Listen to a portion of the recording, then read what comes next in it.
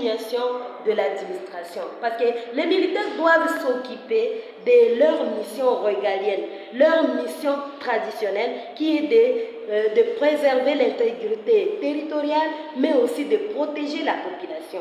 La police doit continuer avec son travail régalien et d'autres services de sécurité. Donc chacun ce qui les concerne, ce n'est pas seulement pendant l'état de siège que le militaire doit travailler, c'est à tout moment. Le militaire est appelé à rendre service parce qu'il avait géré sous les drapeaux.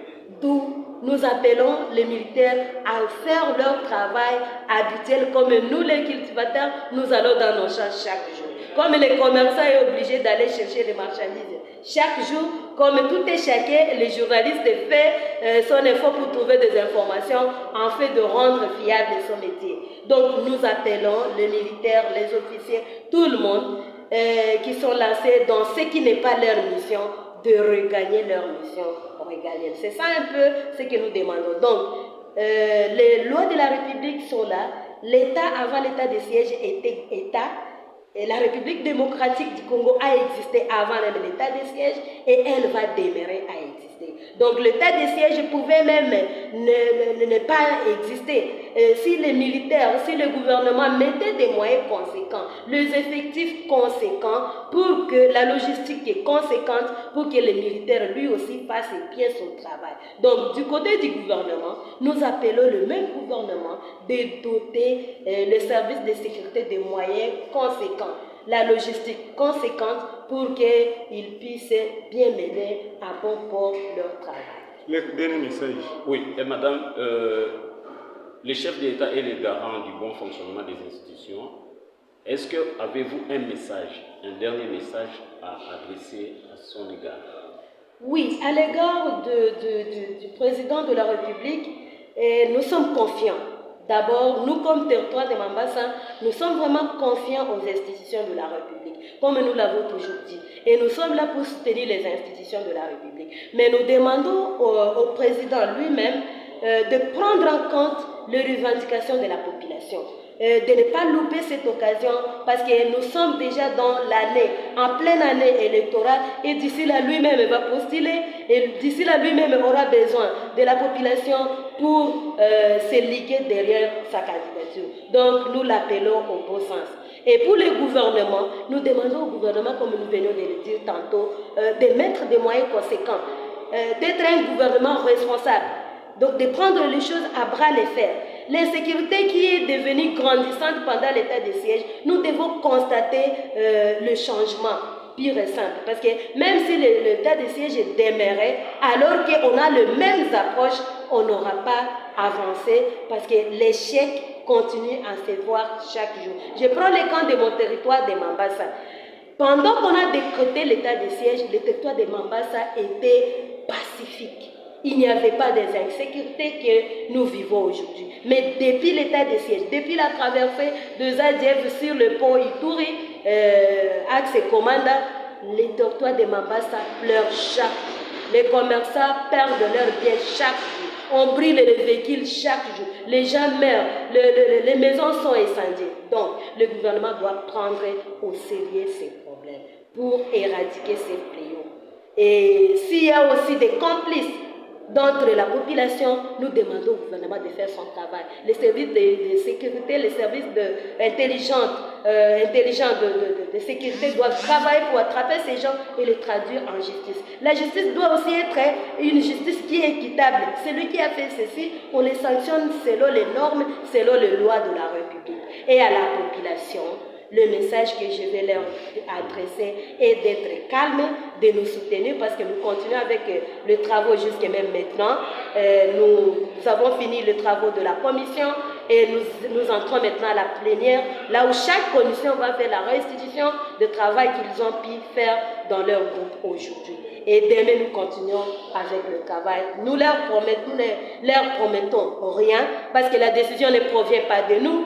Nous travaillons, nous allons fournir seulement les éléments au chef de l'État en fait de le pousser à prendre une bonne décision en faveur de la population. Et la population doit soutenir les institutions, la population doit dénoncer tout mal, tout cas suspect, toute personne, même si c'est mon frère, même si c'est ma soeur, qui veut aller contre la République, contre notre territoire pour les déstabiliser, pour nous massacrer, pour nous tuer, pour brûler nos maisons, il faut les dénoncer.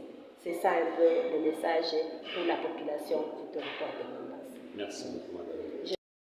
Noël Anotane, membre de la délégation de la société civile province de l'Ituri, précisément coordonnatrice de territoire de Mombasa.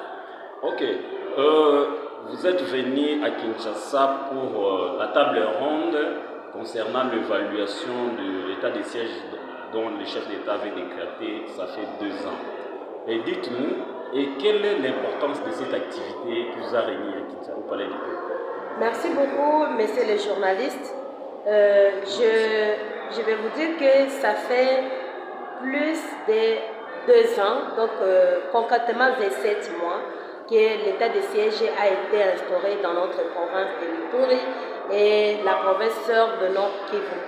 Et les travaux que nous sommes en train de mener ces derniers jours depuis notre arrivée à Kinshasa sous l'invitation du Premier ministre suite à la convocation de la table ronde par son Excellence le Président de la République, M. Félix Tshisekedi. Nous sommes très ravis de participer à ces activités parce que nous les avons demandées depuis longtemps. Il y a plus ou moins toute une année, depuis que son Excellence le Président de la République avait annoncé, après son passage dans la province de l'Ituri, précisément en Bunia, devant les forces vives, quand nous lui avons fourni nos évaluations, tout ce qui se passe au terrain, il avait annoncé la tenue de la table ronde pour en fait réévaluer l'état des sièges et arriver à des conclusions probantes. Et ayant reçu les invitations, nous avons tout fait pour venir représenter notre territoire d'une façon particulière, mais aussi notre province de l'Ituri en général. Et nous sommes en train de bien évoluer. Hier, c'était les discours protocolaires d'ouverture de la séance et la répartition des gens dans les différentes commissions, telles que retenus 3 thèmes selon les travaux préparatoires qui ont eu lieu au mois de juin passé. Et ces 3 thèmes ont constitué directement les 3 commissions, avec le titre « La levée de l'état des sièges », la requalification de l'état des sièges et le maintien de l'état des sièges. Alors, avec ça, au départ, aujourd'hui, quand nous sommes venus, nous d'abord depuis hier, nous avons pris l'option de travailler dans la commission maintien de l'état des sièges. Et nous sommes allés travailler. Fort malheureusement, la police des débats ne nous a pas permis à ce que l'on continue à travailler dans cette commission. C'est alors que la majorité de députés provinciaux, nationaux du Nord Kivu et du Sud et de l'Ituri, y compris nous, les forces vives de 2 provinces, nous étions obligés de claquer la porte parce que celui qui montait la facilitation ne voulait pas nous passer la parole, ne voulait pas nous accorder la parole, alors que c'est nous qui venons du terroir où l'état des sièges est en train de causer beaucoup d'atrocités, beaucoup de choses qui n'amènent pas la population à bien émerger, à bien se développer ou même à bien faire de trafic habituel dans les villages, dans la cité. C'est comme cela que nous avons claqué la porte et nous avons voulu faire ces points de presse pour que notre territoire que nous représentons puisse être au courant de ce que nous sommes venus faire. Nous sommes en train de militer et aujourd'hui nous avons fini les travaux, nous tous qui avons claqué la porte de la commission maintien de l'état des sièges, nous nous sommes déversés dans la commission de la levée de l'état des sièges, pure et simple, comme c'est la demande de la population. Et depuis que nous sommes là, nous recevons des messages, nous recevons des spots-it, nous recevons des calicots que la population nous envoie. Et le vœu de la population est que l'état des sièges, soit levé sans condition. Donc, nous aussi, comme représentantes des de cette population, nous n'allons pas aller à l'encontre de ce que la population demande. Et nous voyons aussi que le chef de l'État, dans son discours d'hier, nous avons senti qu'il est du côté de la population parce qu'il est censé écouter la population qu'il a mis là-bas.